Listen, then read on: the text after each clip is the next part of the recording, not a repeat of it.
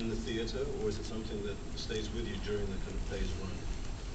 Well, I'm not going to be playing Oedipus when I leave in the taxi this evening. But I think you keep it in you somewhere.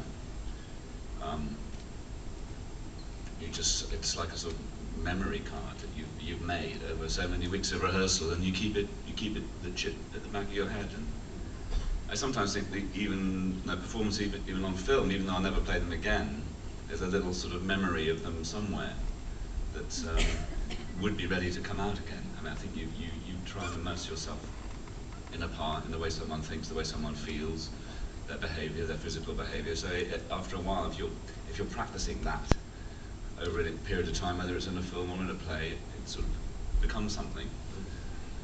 And the case would be when you're having to loop a film to dub, to correct a sound recording later on before the film is released. You actually have to go back there for a film roll, and with the reader, I did some looping last week, and then this sort of little memory thing comes forward, and the voice and the feeling of the character comes back.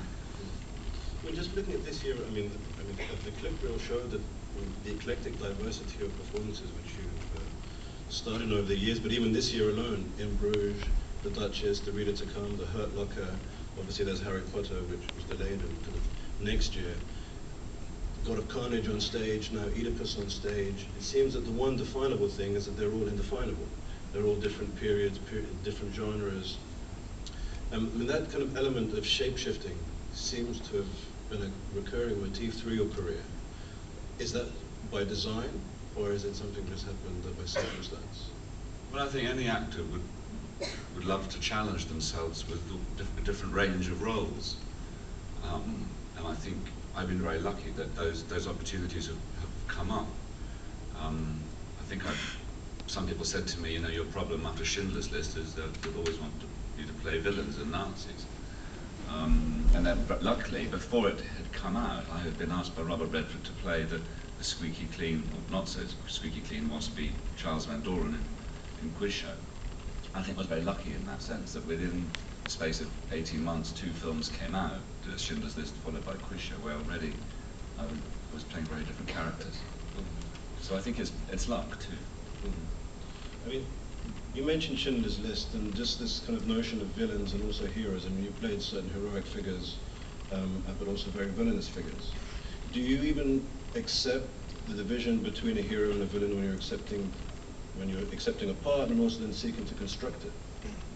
Well, I think that it's quite simplistic, this labelling of parts as heroes. Is he a good guy? Is he a bad guy? I mean, the character Harry in Bruges, you could argue is a bad guy, but he has his very strict moral code, and that's the way he operates. And in his head, he doesn't think he's a villain. He thinks there are certain things he has to do, and they're the right things to do. Of course, I accept that we have these labels, but I think if you're playing the parts, you want to do everything you can not to lose anything that says here I am playing the villain or here I am playing the hero.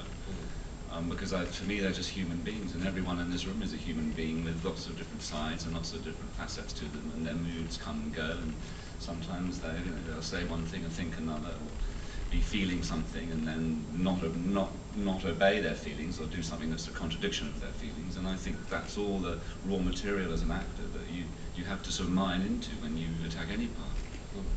When you mentioned the moral code, and again, that seems to be something which recurs through the roles, whether again they're good people, bad people, heroes, villains, whatever it may be, but they do seem to operate subject to a subjective moral, a very strong subjective moral code, whether a character such as Harry, even a character such as Irma Gerd in Schindler's List.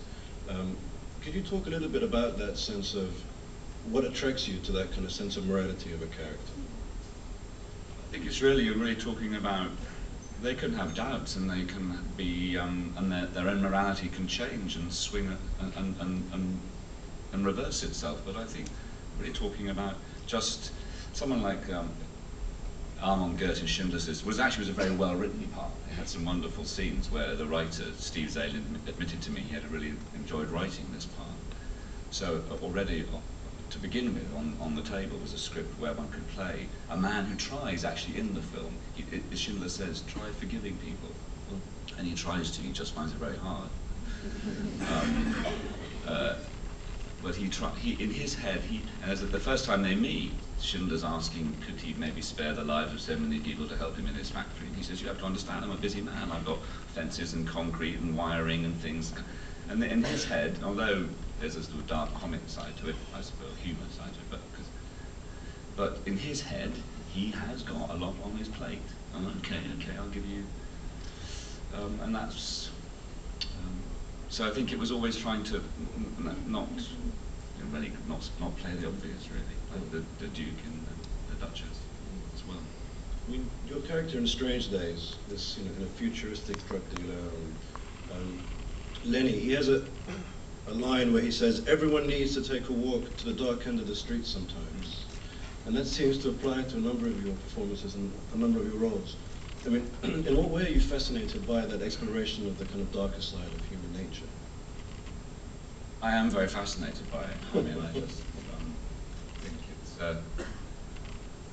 in fact, Oedipus is very much about looking at that. I mean, I think there is it in everyone. I mean, that's why when you... Sorry to go back to Schindler's List, but if any film, and the same with The Reader, which is also has the Holocaust issue in the background, you ask yourself, how could this have happened?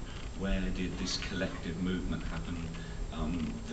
These horrors came about, and so I think only by questioning the dark side and examining and looking at that, but it's the totality of a human being. I mean, I think that's when I go and I see a film and I see a performance where I see a total character created by an actor. I feel something in me. I feel I've learned something. I feel I have more questions, and I feel something in me has shifted. And I think it's the job of. It's not the job of films to preach necessarily. It's the job to show, and the audience has to reflect. And I think if you spin apart too much and say, I want you to think of me like a good guy or a bad guy, the audience actually gets such a strong signal there's nowhere else to go. And I think if you can say, here is this man, well, you thought he behaved badly, and that's suddenly he's doing something, well, is he so bad? Or maybe, and I think that element of confusion which creates questioning in an audience, I think that has value.